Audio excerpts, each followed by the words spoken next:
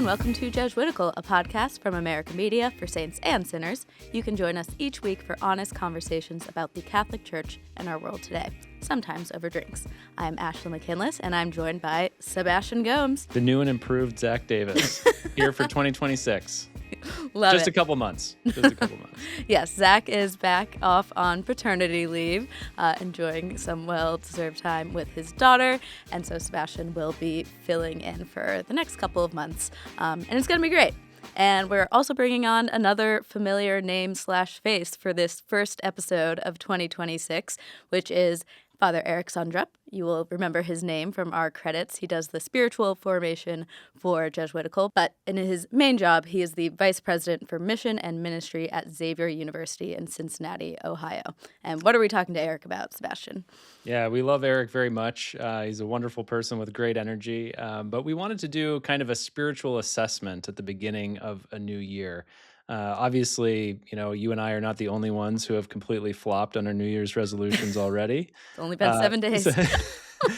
So we welcome all of you failures to the podcast today to, like I said, just do a little review of the best spiritual practices for a new year, things that we want to leave behind in the year past.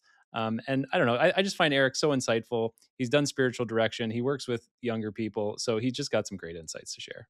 Yeah, and that whole conversation is basically an as one friend speaks to another conversation, so we will be not having that third segment of the show today. And we're also not having a drink, is that right?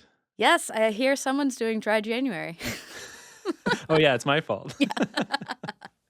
I'm regretting it already. I know, and Eric had such a good suggestion, which was bourbon and coffee with creamer and cinnamon, which sounds delicious to me.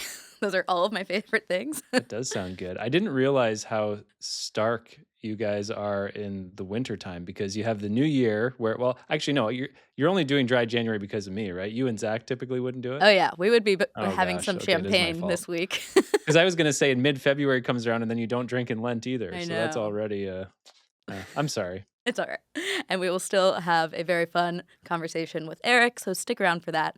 But first, we have Signs of the Times, the part of our show where we sift through the Catholic news of the week so you don't have to. And there's a lot going on in this first week of 2026, so we're just going to run through it as efficiently as possible. And the first story is the end of our Jubilee year. That's right. If you remember, the Jubilee of Hope was happening for the past year. And on Tuesday, Pope Leo actually closed the Holy Door at St. Peter's Basilica, which is such a beautiful ceremony and very symbolic. So that officially marked the close of the 2025 Jubilee year. Yeah, and the Vatican is considering it a great success. 33 million people came to Rome during the Jubilee year. Including yours truly and yourself, Ashley. We had a great time. And those numbers might have been a bit inflated because, of course, the reason we were there was the death of Pope Francis and the election of the new pope, which brought extra attention. But there were also jam-packed Jubilee events that kept Pope Leo pretty busy during his first 6 months. And interesting historical factoid here, that this is only the second time that a Jubilee has been opened by one pope and then closed by another. I think the first one was in 1700 or something, but we're talking about the last, officially like 700 years or so. So it's only the second time that happened. Yep. And after closing the Holy Door, Pope Leo celebrated Mass for the Feast of the Epiphany, and he had a pretty strong homily, I would say. He said he hoped that this Jubilee year would help us to move away from consumerism and xenophobia. It was very powerful. And I would just note to the listeners, like if you want to understand Pope Leo a little bit better, just go back and read his address to the Roman Curia on December 22nd. So he's talking to the Vatican bureaucracy. His Christmas homily, the one at Christmas Eve and then on Christmas Day, his homily on New Year's Day, and his Urbi et Orbi, or message to the world. There's a jam-packed number of addresses that he just like kind of pumps them out, but really, really important reading if you want to understand him. It's And a very lot of powerful. homework from your first episode here, Sebastian. But if you are not someone who made it to Rome during the last year, good news, you do not have to wait 25 years for the next Jubilee, which is the normal space between Jubilees. There's going to be a special Jubilee in 2033, marking the Passion, Death, and Resurrection of Jesus Christ. 2,000 Has it been years. 2,000 years already? Yeah. It has. Blew past. And the other thing I should mention that this is actually a really important moment because it marks the next phase of Pope Leo's pontificate, like into 2026 now. So with the Jubilee over, basically all the different events and things that were planned during Francis's papacy have kind of come to an end. So now going forward, everything that we see Pope Leo do is essentially things that he really wants to do himself. Yeah, and one of those things he did today, Wednesday, at his general audience, where he started a new series of catechesis, and he's focusing it on Vatican II. And I think you'll be excited about this. He's told everyone that they should reread the documents of Vatican II so they're not relying on what he called hearsay or other people's interpretations of the council. Yeah, and this is really important too because as we move further away from the council, which happened in the 1960s, I don't know how many bishops are still alive who are actually present during the sessions. Not many, if any. So our institutional memory of the council is, we're losing that just because of history. So the popes have consistently since the 1960s, like told all of us to go back and read those documents because they're still the guiding lights for the church moving into the 21st century. Yep. And also on Wednesday, Pope Leo made a major move of his papacy so far when he convened an extraordinary consistory of cardinals. That's a meeting of all the cardinals in the world at the Vatican.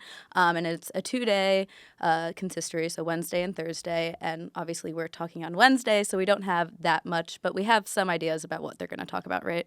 Yeah, it's really a jam-packed schedule. I don't know how they're going to do it, but he was pretty ambitious. So they're talking about Pope Francis's apostolic exhortation Evangelii Gaudium, which is about evangelization. Hello, the whole reason the church exists. They're also studying Francis's apostolic constitution, reforming the Vatican bureaucracy, which was a huge thing that took him a decade. They're looking at synodality and the structure of the synod and how the relationship between the Pope and the whole church and the local churches works. And they're also going to be talking about liturgy and trying to do a reflection on what it means to kind of retain sound tradition in our liturgical practices while remaining open to legitimate progress. So all simple and uncontroversial topics to get through in 2 days. So we don't have a lot of details right now, but next week we are going to be talking with friend of the podcast, Father Thomas Reese, who is just an expert on all things Vatican and can make even the driest topic very fun and engaging. So we'll test him out. Yep. What's our next story, Ashley? So this is, of course, the story everyone in the United States and around the world is following this week. Trump's capture and detention of Venezuela's President Nicolas Maduro and his wife, who are actually being held in detention not far from where I live in Brooklyn, awaiting trial on drug and weapons-related charges. So we're just going to go through quickly some of the church reaction to this major world event. That's right. And on Sunday, Pope Leo expressed deep concern, as you would imagine, over this. He said, quote, "The good of the beloved Venezuelan people must prevail over every other consideration." And he called, as some other leaders did, for respect for nation sovereignty around the world, for the Constitution. He spoke about human rights in Venezuela. So things we would predict him talking about, but things that shouldn't be forgotten amidst all the noise. Yeah, and the Vatican's in a bit of a tricky situation, as it often is in these world events where it has, its role as church and its role as state kind of combined. But in Venezuela, there's a cardinal who was recently, he had his diplomatic passport confiscated and was barred from leaving the country, meaning he is not at the consistory happening this week. So, the Vatican's in this position where it wants to maybe work behind the scenes to help the church in Venezuela, but also wants to, express its concerns about these actions. But because, it's a situation where it's competing bads. Like Maduro was a terrible, oppressive dictator, but then you have Donald Trump doing this clear violation of international law and maybe our country's laws to get him out.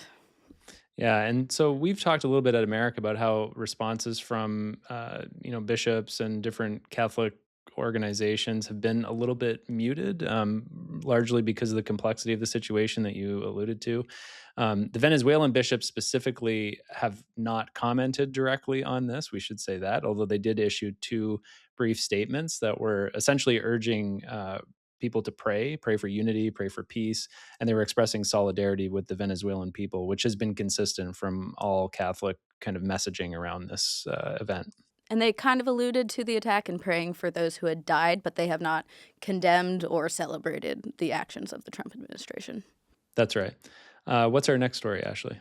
So, keeping with international news, Israel has banned 37 humanitarian groups, including the Catholic aid group Caritas Jerusalem, from operating in the Gaza Strip after they failed to comply with new registration rules that Israel released last March and are now being put into effect.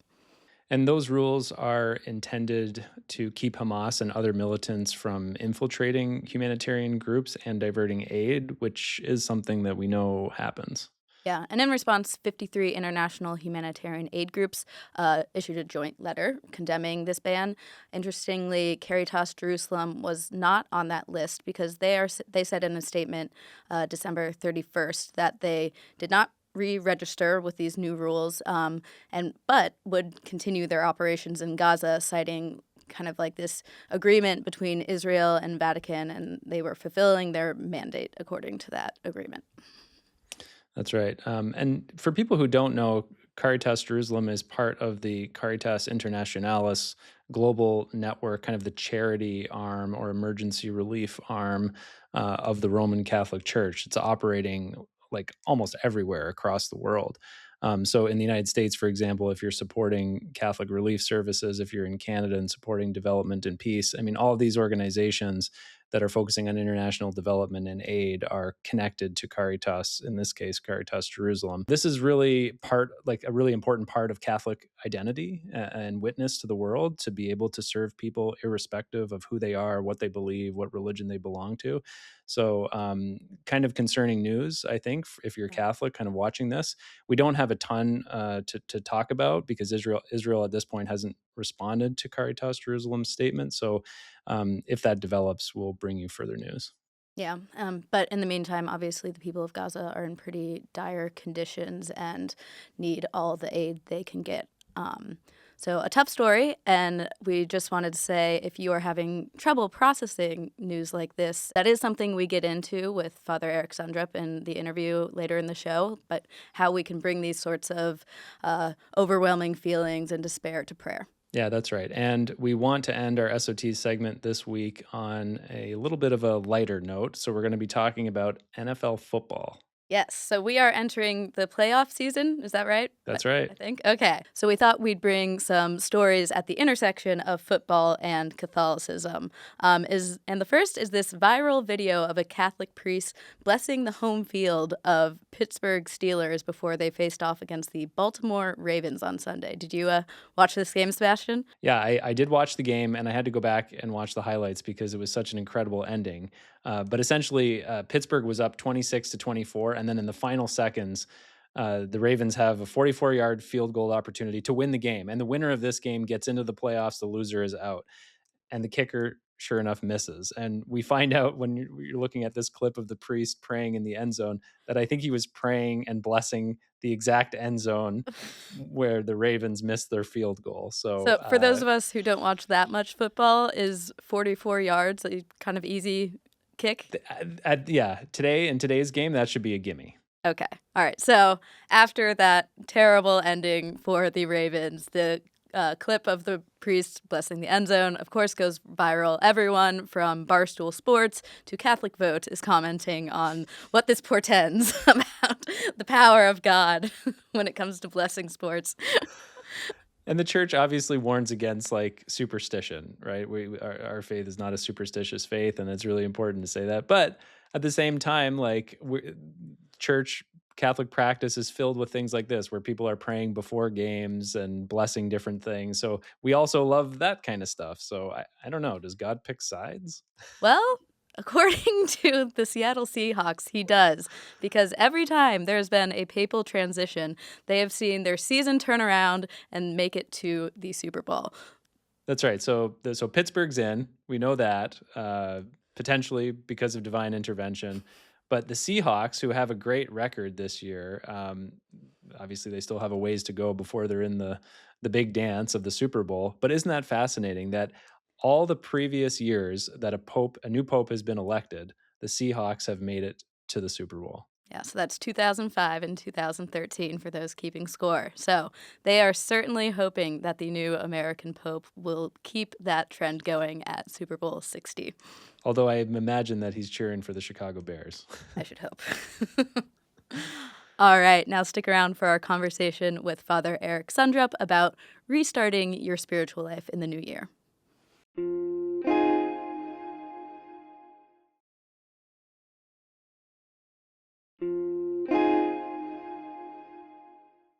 Joining us from Cincinnati, Ohio, is Father Eric Sundrup.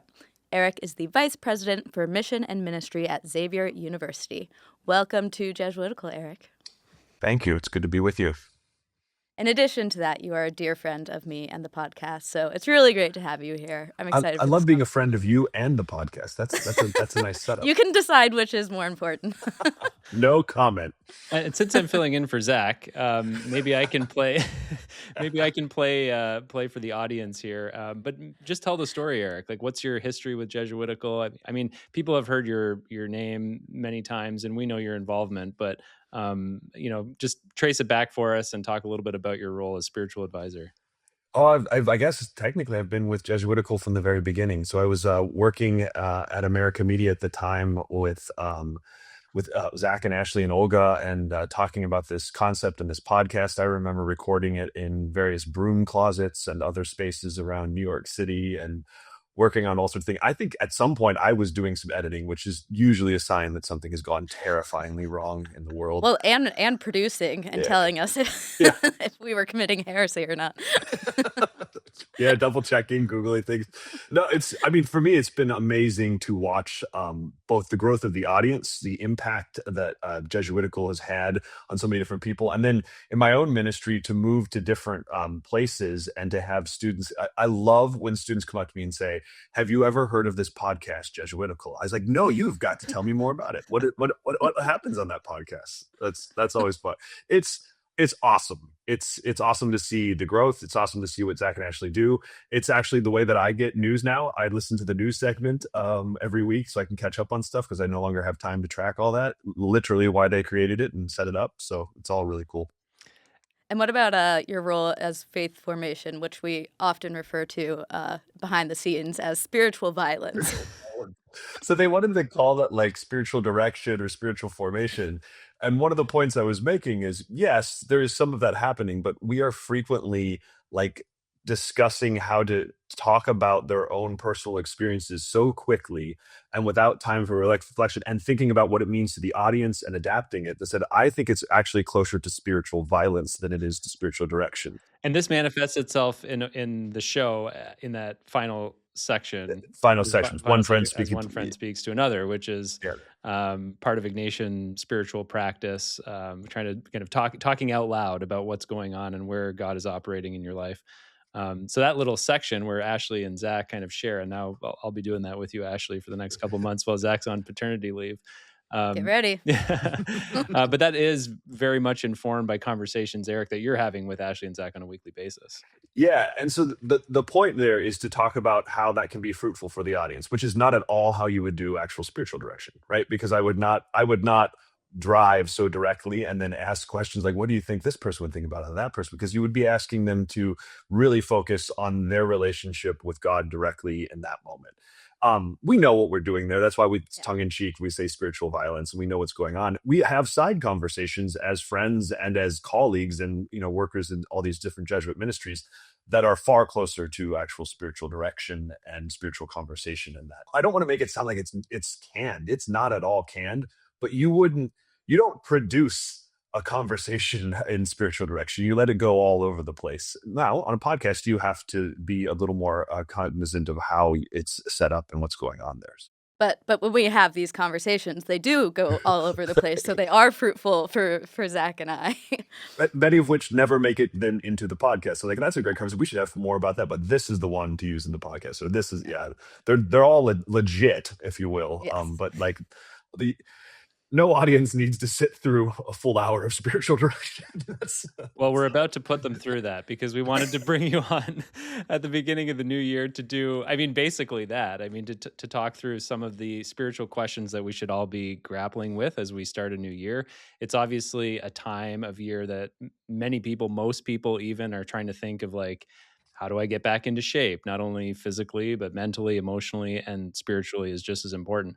I was talking with Ashley before we had you on this week about how some of the most popular podcasts right now, popular episodes, if you look at charts and stuff, are spirituality related.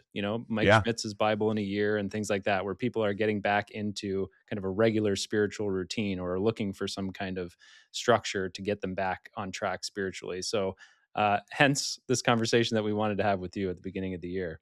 But before we look forward, we're going to copy Spotify and do a bit of a spirituality wrapped for 2025. So my idea was kind of before we look to how we can improve, we can look at 2025 and see what worked in our spiritual lives and what we might want to leave behind. Maybe it was fruitful for a time, but it's not something we want to do now. So I'm curious if you have any ideas about that for your own spiritual life, Eric. Yeah, I've listened to my YouTube and my Spotify Wrapped and was horrified by some of the things that were in them. And similarly, in my own spiritual life, as I spent time going back over stuff, horrified may not be the right term, but appropriately mortified. How's that? Thinking about practices for myself, one of the things that I'm very cognizant of is I usually by the end of the year have let my timings of when I pray and when I put time in for reflection slip, and I let the important, what seem to be at the moment important things of the day or of the week creep in there, and that's the thing I cut or push off to the end of the day, and thus I don't give it the attention. I think the model I think back to is when I was teaching high school or learning pedagogy. Never, like in the last 5 minutes, cover the most important thing of the whole class, right? Make sure you give a lot of time and put that in the front. So one of the things for me, thinking back over this past year, is how do I build in that time and save that time for myself and become very regular about that, which is similar in, dieting or a physical fitness or something like that. How do I make sure I set up a model and a schedule for myself that allows me to pray? It's very easy. I don't know if it would be shocking to listeners to notice it, but like even a priest has to be very careful about how you set aside that time. And if I let it just be the end of the night, I live in a dorm on a college campus. By the end of the night, I might have had 3 or 4 extra unexpected discussions with students. And so I'm just tired. And that's not the right moment for that. So how do I find that? I'm also not a morning person, so I'm watching my afternoons very carefully. My post-lunch setup, what is that, and how do I protect that time? Protecting time and space, I think, is probably going to be my big takeaway to wrapped setup. It's so interesting that you say that because, Ashley and I cover the Vatican, obviously, is one part of our job, covering what Pope Leo is doing. And oftentimes when you hear the Pope giving talks to other priests or even the curia or something like that, they'll always inevitably say something like, you got to be people of prayer. You got to pray more. And I'm like, this is so, like, of course you have to pray more. Like, what is he talking about? But he's saying it because he knows we don't enough.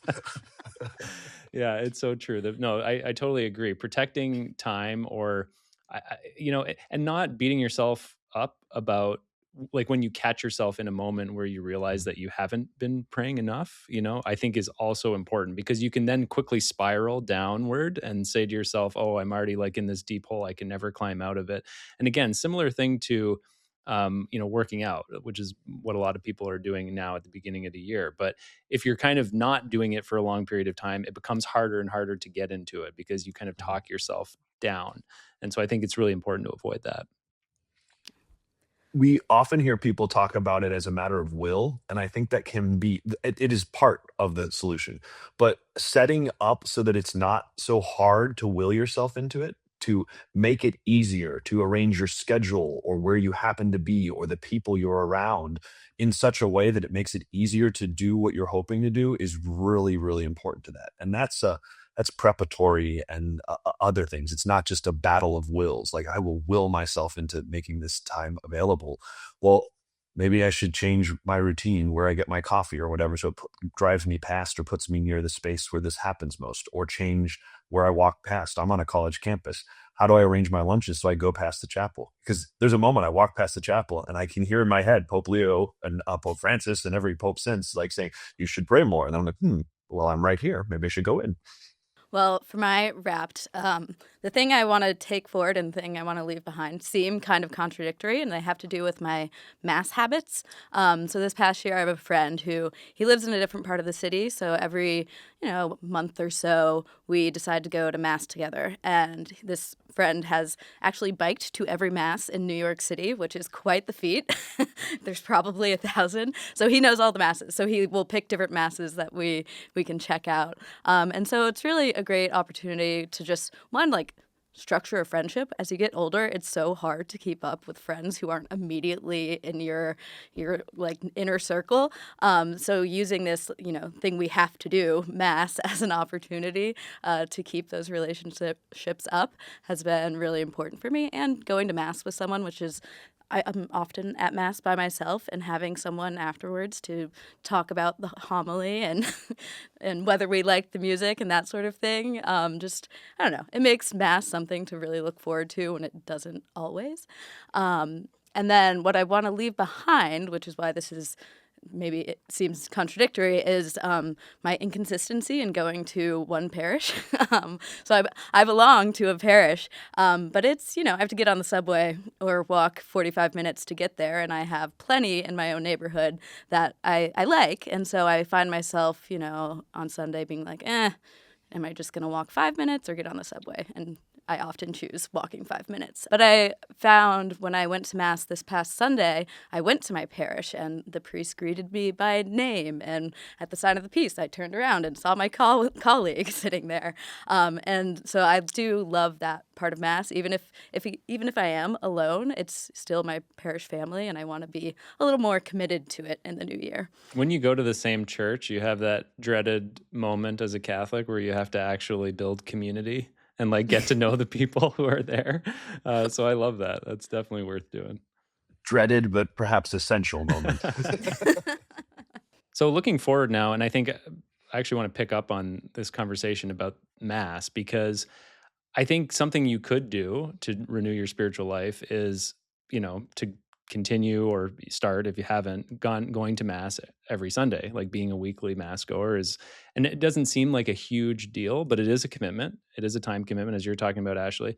And I think perhaps at a deeper level, there's a way of approaching Mass so that it's not just routine for you. So that's my kind of question for you guys is how do we approach something that we maybe have known very well for a long period of time, and it can just feel habitual or it can feel kind of stale, but how do we breathe some new life into it? Is there a way of approaching your celebration of the Mass as a congregant that can be renewed spiritually?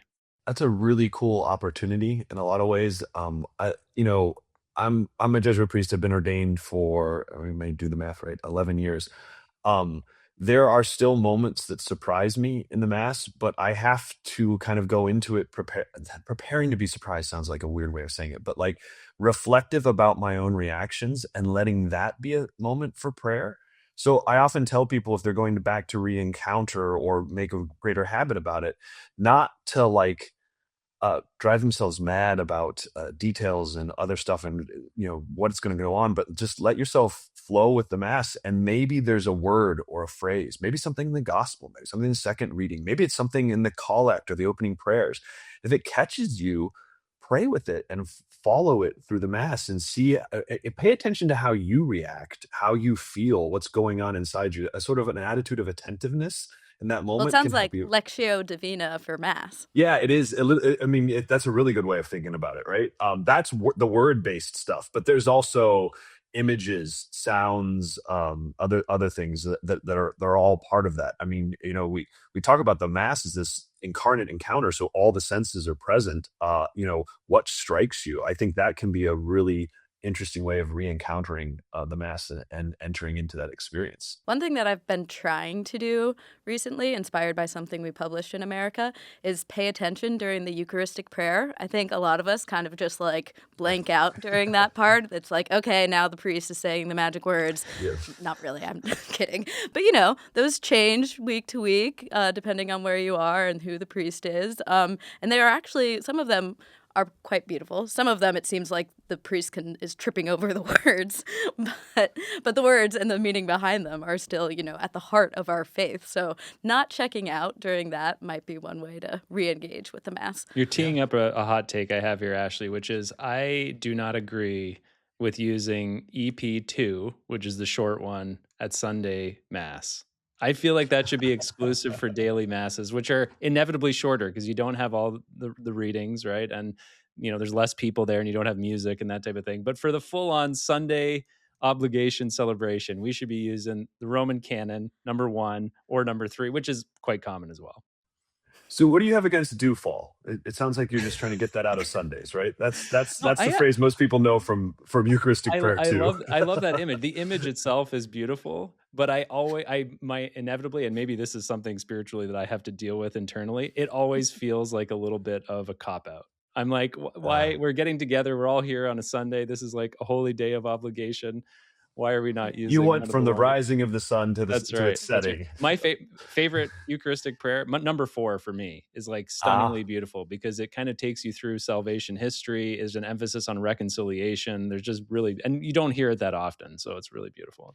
For listeners, it's who may not even know what we're talking about here, right? There's a range of choices of Eucharistic prayers that can match up to the feast of the solemnity and the components of it, and there's a lot of options that you have as a presider, and so being very prayerful about what to choose. And when I was a pastor of a parish, I would spend the day before thinking and praying about what does the parish need to hear, which part of these Eucharistic prayers, and familiarizing myself with the different parts. One of my favorite stories is I rarely would use Roman Canon or Eucharistic Prayer 1, right? For listeners, that's the one you probably haven't heard a ton of in most parishes because it's got Linus and Cletus and Sextus, Cornelius, Chrysogonus, Anastasia. Everybody gets listed into this Eucharistic prayer. It's one of the oldest Eucharistic prayers that we have in the Novus Order, the new Mass celebrated after Vatican II. I did that. I do it occasionally, and I had a student come up to me and said, "I never hear you say that, and it really sounds like you don't know what you're doing when you're saying all those names." I was like, ugh. That's literally what I was going to ask you. I was going to ask you about the one with all the saints and whether it's a stable of saints that are all the same or if the priest can like swap them in and out. So in Eucharistic prayers, in a number of the Eucharistic prayers, you can pull in saints of the day and add them to different saint parts. But Roman Canon 1 has a full list. It's got optional and required parts of it, and so you're going to hear that setup. I always use that prayer on if we're celebrating a feast and I know it's one of those saints, so that you can hear it in the full run of it. I kind of like it because it's just like this list of names you do not normally hear. So everyone's like, who are these people? It causes a moment of prayer.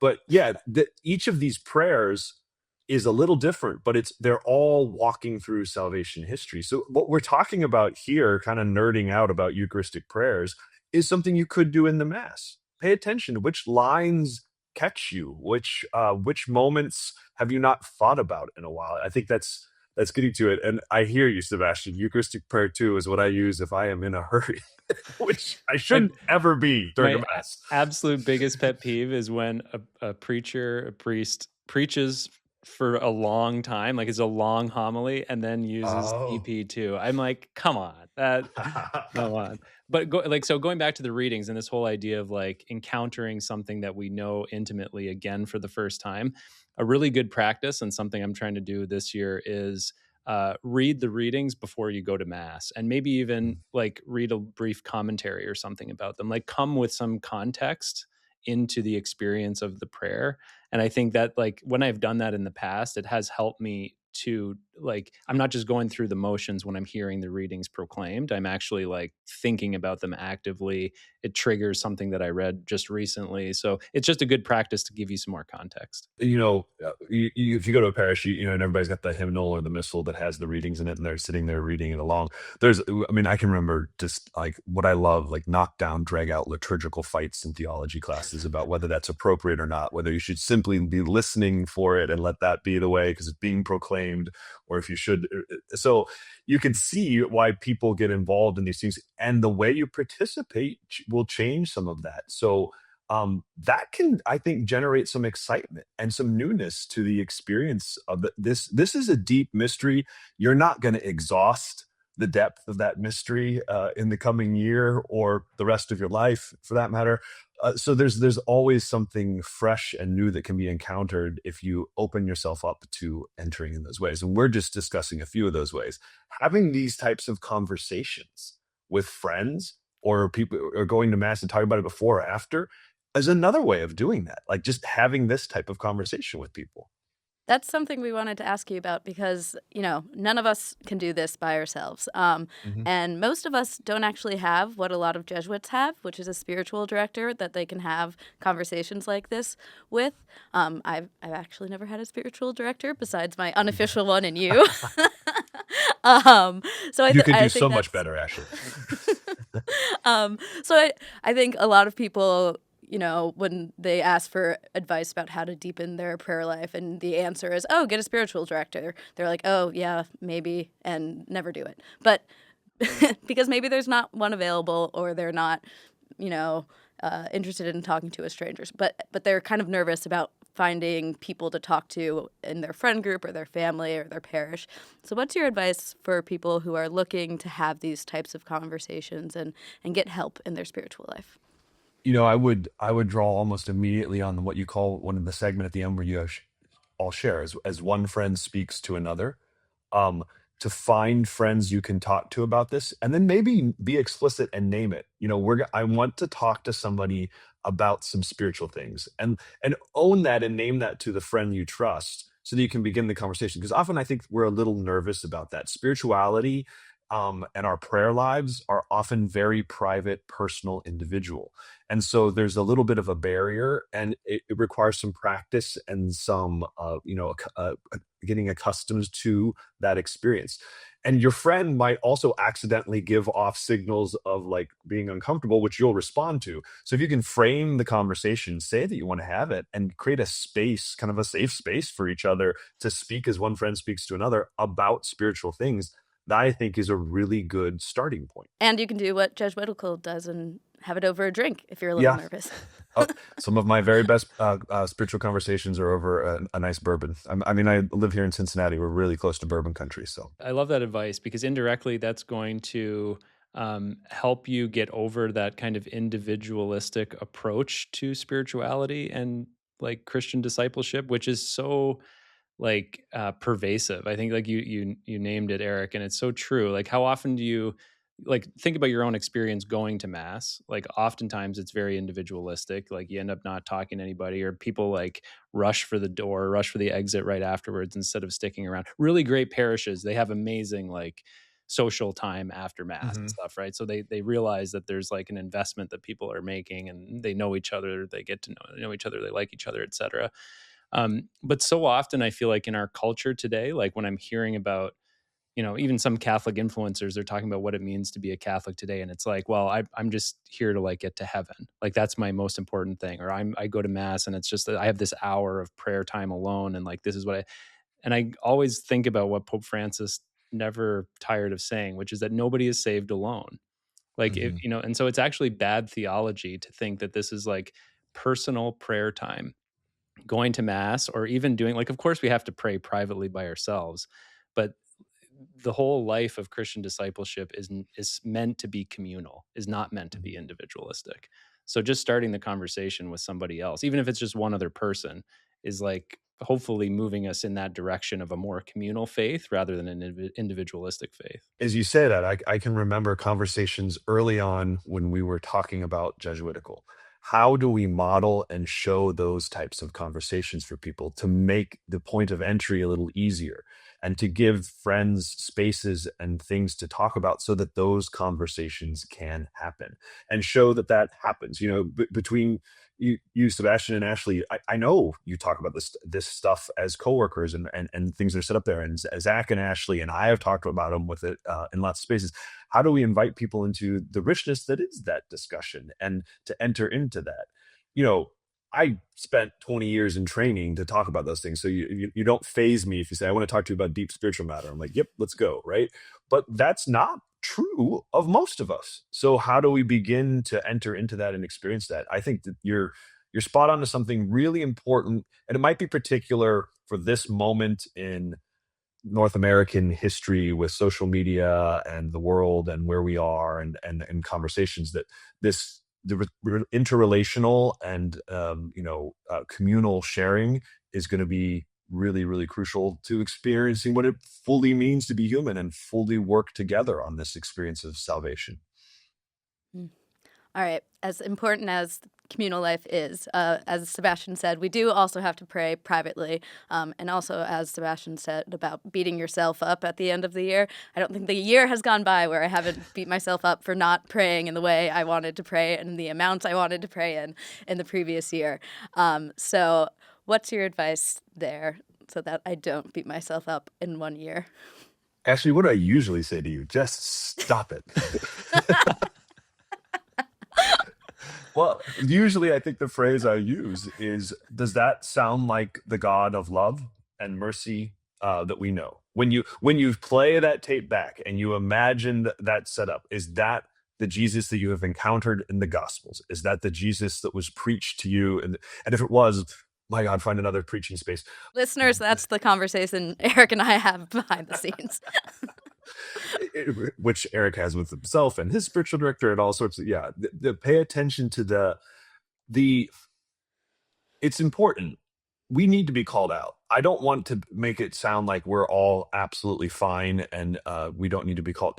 An experience of God's love will make us aware of our inadequacy, our weakness, and our incredible need. But if you stay in that and harp on that and get stuck in that, it's very unlikely. The exercises talks a lot about, you'll hear the good spirit works as like water dripping on a sponge, where the evil spirit works more like water hitting a hard stone. And it asks directors to pay attention to that. The subtle changes, the slow changes, the seeping in, if you use that image, that it's settling in, those are often signifiers of God's spirit at work. So accusation and fear, not necessarily good signs. There are contexts in which that's appropriate, but generally no. Yeah. So beating yourself up, think about it. I mean, if you want to do pure efficiency, if you spend all your energy beating yourself up, there's no energy for all the cool stuff about Mass we were just talking about. That paying attention to these new refreshing moments, or listening for new words, or seeing the Eucharistic prayer, or hearing the gospel in a new way. If you're exhausted and beat up, it's not, you're losing out on those opportunities. How did you know I would respond to efficiency? Practice, self-incrimination, something like that. But back to prayer advice for the new year. Beat yourself up less would be a good one. I generally find that that's really important for people to hear.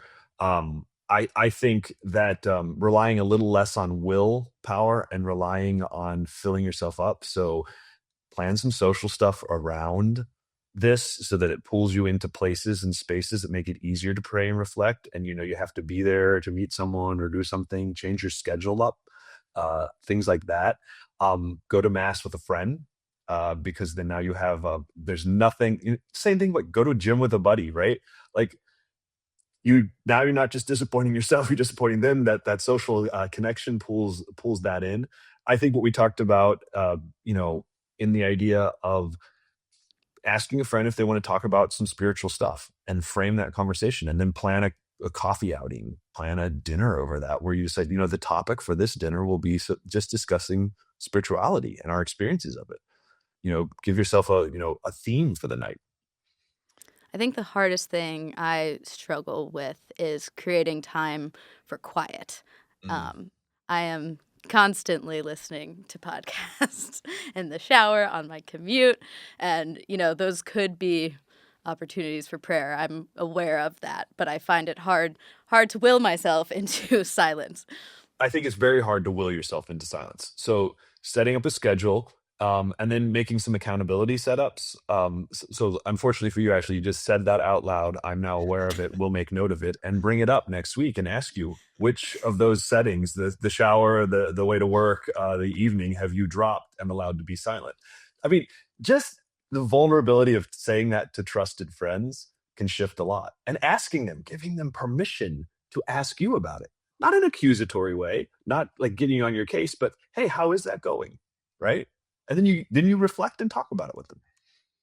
So yeah, you want me to set like an alarm on my watch about 2 weeks? I'll ask you that, Ashley. Yes. I actually like the jarring feeling you can have if you take it to an extreme. So here's what I mean. You know how some people love to sleep with like white noise or like an air purifier or something, and Or like a podcast playing. Oh, Ashley, we have so much to discuss. But if you live in like New York City or Toronto or LA or like a big city, Chicago, whatever it is, Cincinnati, I guess, is not a huge city, but like the point is you get used to the city sounds, the city soundscapes. Or you moved to New York from Cincinnati and you're totally not used to those sounds. That's right. That's right. My parents live like way out in the country, like in rural Ontario. And so when I go and visit them and I stay, it's like deathly quiet.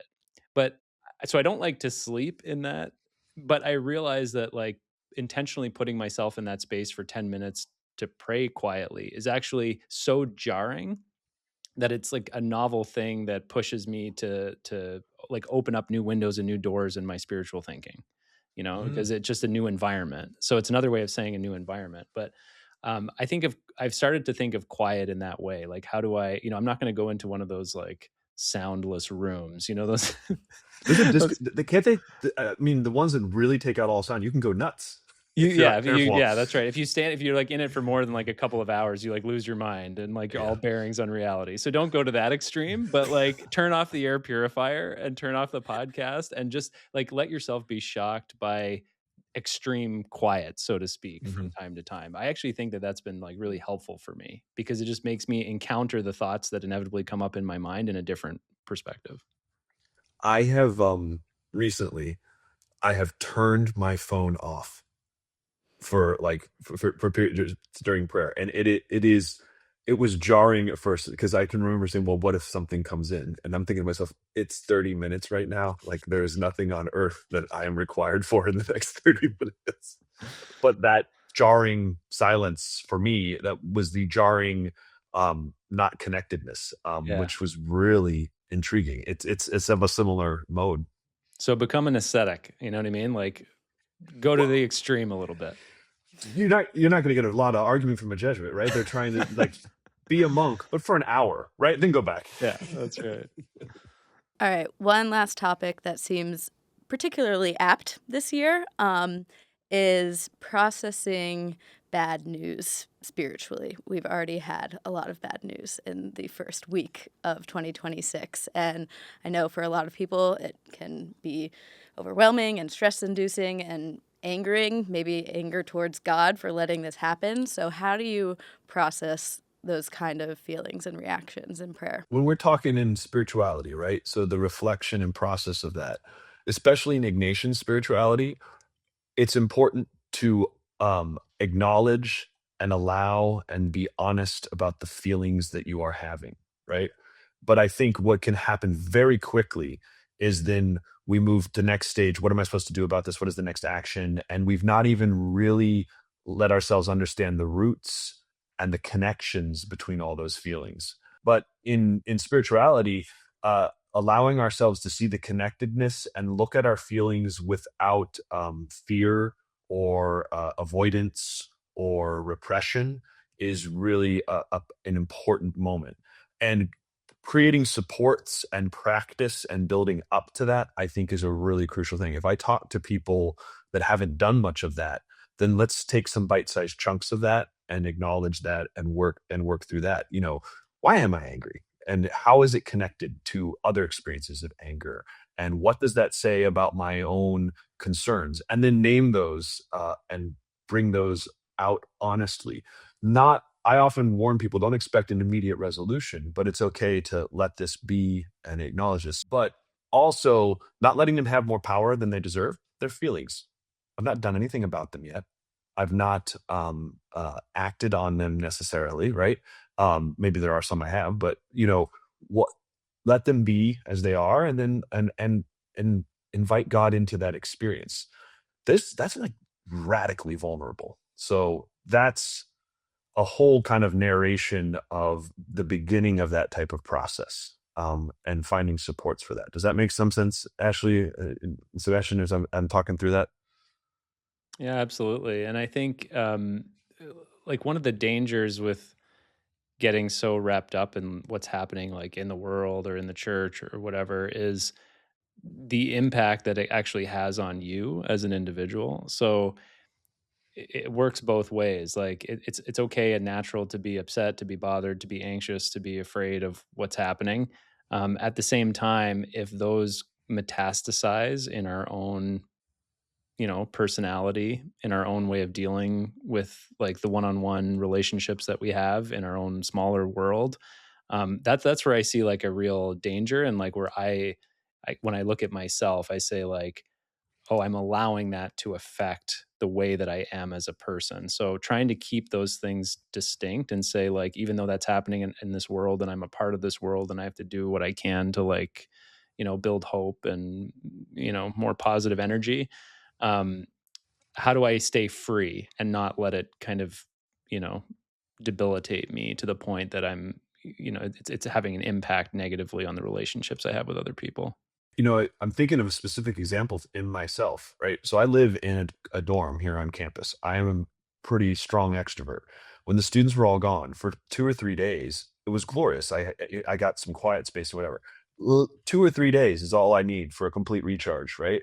And so I started to notice, it's like I was just having these strange feelings of, and wouldn't allow myself to get close to it in prayer. It was loneliness. I missed all the interactions.